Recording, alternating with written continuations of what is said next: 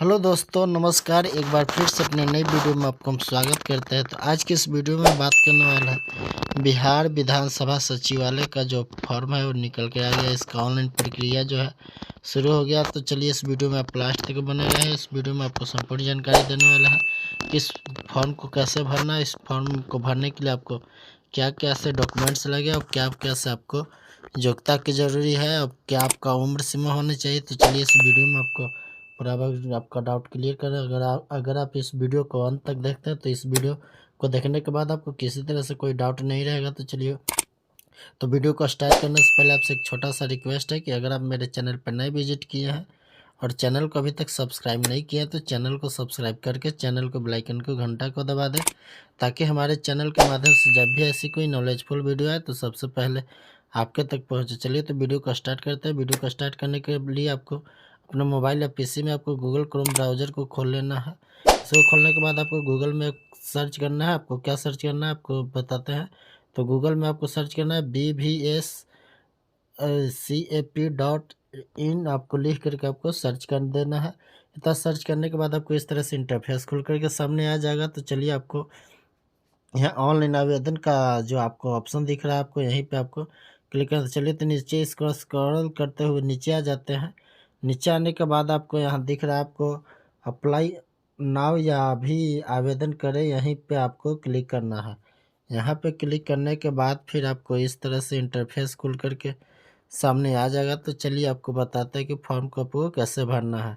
चलिए तो फॉर्म को भरने के लिए आपको देखिए, आपको कैंडिडेट नेम में आपको यहाँ सेलेक्ट में आपको कर लेना है। आपको कौन सा आपको सेलेक्ट टाइटल आपको सेलेक्ट करना है, श्री SMT मिस्टर, जिसके लिए आप फॉर्म को फिलअप कर रहे हैं आप उसके लिए आपको एक सेलेक्ट कर लेना है। इसके बाद सेलेक्ट करने के बाद फिर आपको यहाँ कैंडिडेट नेम में आपको कैंडिडेट का नाम डाल देना है। आप किसके लिए आप फॉर्म को भरना है उसका नाम कैंडिडेट का डाल देना है। इसके बाद कन्फर्म नाम डाल के आपको इसको वेरीफाई कर लेना है। इतना करने के बाद फिर आपको यहाँ ईमेल आईडी आपसे पूछा जा रहा है आपका। आप एक वैलिड ईमेल आईडी डाल दें, क्योंकि आपको मैसेज के द्वारा आपको वेरीफाई करना है। इतना डालने के बाद आपको जेंडर आपको सेलेक्ट कर लेना है। जेंडर सेलेक्ट करने के बाद फिर आपको इसमें आपको आपको हाईएस्ट क्वालिफिकेशन पूछा है, आपका उच्चतम योग्यता पूछा जा रहा है। आप देखिए इसमें आप इसकी किस चीज़ के लिए आपको एलिजिबल है, जो आपको आपका पास जो क्वालिफिकेशन है आप अपने से इसको आपको सेलेक्ट कर लेना है। चलिए तो इसको आपको एक सेलेक्ट कर लेते हैं। इसको सेलेक्ट करने के बाद फिर आगे आना है। आगे आने के बाद आपसे इसमें पूछा जा रहा है, क्या आप बिहार सरकार के सरकारी कर्मचारी और हस्ताक्षर के 3 साल के लिए सेवा पूरी की है? अगर की है तो यस कीजिए, अदरवाइज इसको नो कर देना है। क्या आप रक्षा सेवा में भूतपूर्व सैनिक हैं? अगर आप भूतपूर्व सैनिक हैं तो इसको यस कीजिए, अदरवाइज इसको नो कर देना है।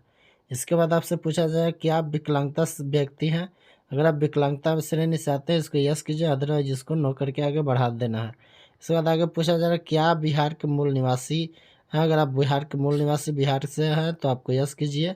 यस करने के बाद फिर आपको यहाँ कैटेगरी पूछा जा रहा है, आप कौन सी कैटेगरी में है। कि आपको जाति पूछा है, कौन सा जाति से आपको कौन सा कैटेगरी से बिलोंग करता है। UR EWS BC EBC SC ST, जिसमें भी आपको ये है आप अपने हिसाब से इसको आपको सेलेक्ट कर लेना कि आप कौन सा कैटेगरी से बिलोंग करते हैं।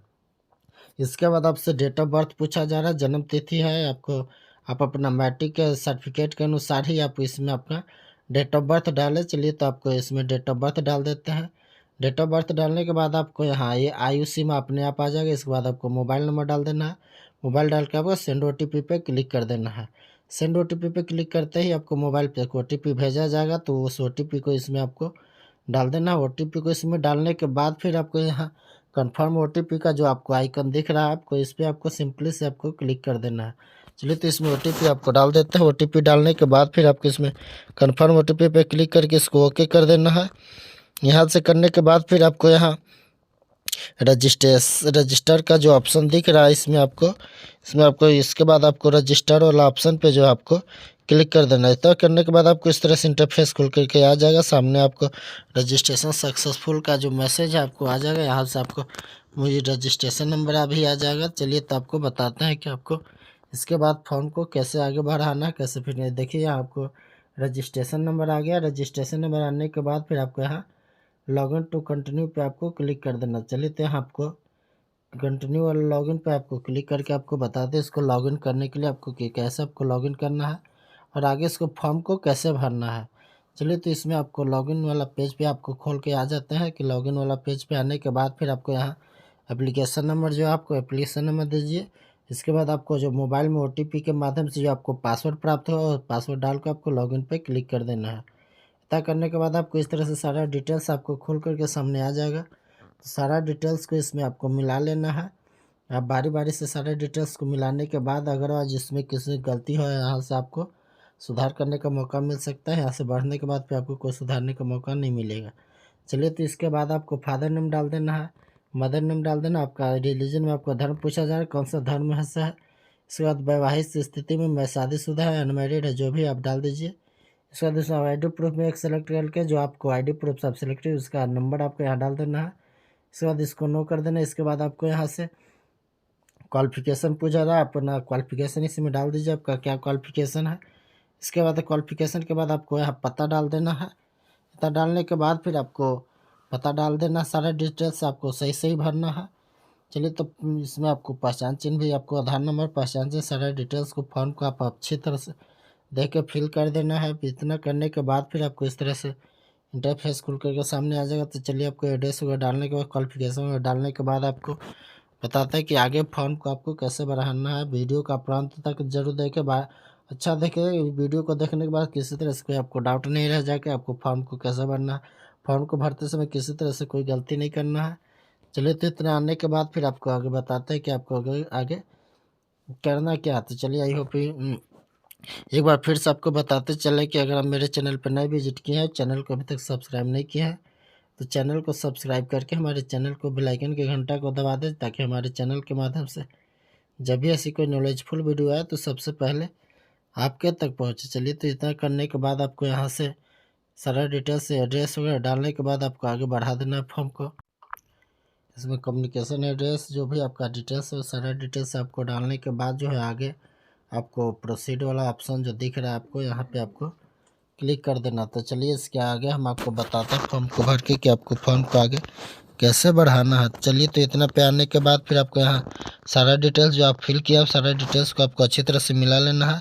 इसके बाद जो आपको चेक वाला जो ऑप्शन आपको दिख रहा है, आप इसको इस पर आपको सिंपली से आपको टिक आउट कर देना है। तो इस पर टिक आउट करने से आपका परमानेंट एड्रेस दोनों आपको सेम हो जाएगा। तो चलिए तो इतना करने के बाद फिर आपको यहाँ अप्लाई टू प्रोसीड वाला जो ऑप्शन आपको दिख रहा है इस पर आपको क्लिक कर देना है।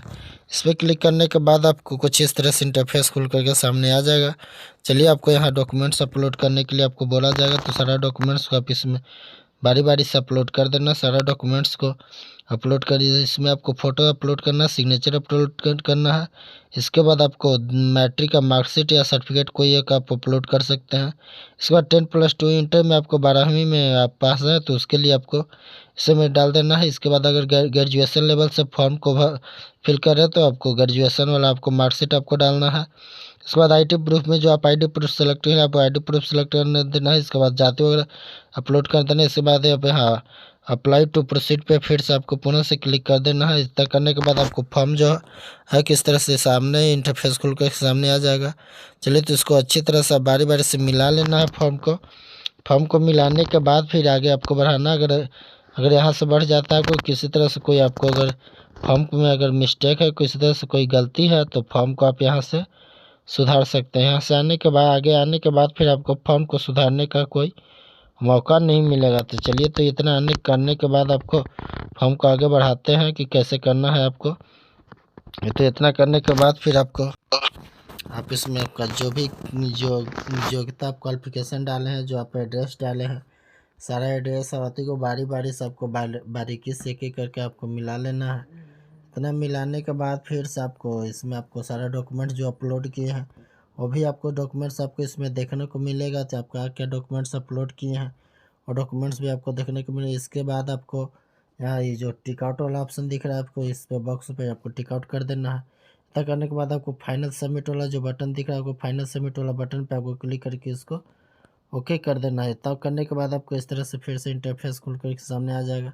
यहाँ आपको देखिए यहाँ आपको पोस्ट प्रेफरेंस के लिए आएगा कि आपका योग्यता के अनुसार आपका यहाँ पोस्ट खोल करके सामने आ जाएगा कि कौन सा पोस्ट के लिए आप अप्लाई करना चाहते हैं। जो पोस्ट के लिए अप्लाई करना चाहते हैं उसके सामने वाला जो अप्लाई वाला बटन है आपको इस पर आपको क्लिक कर देना है।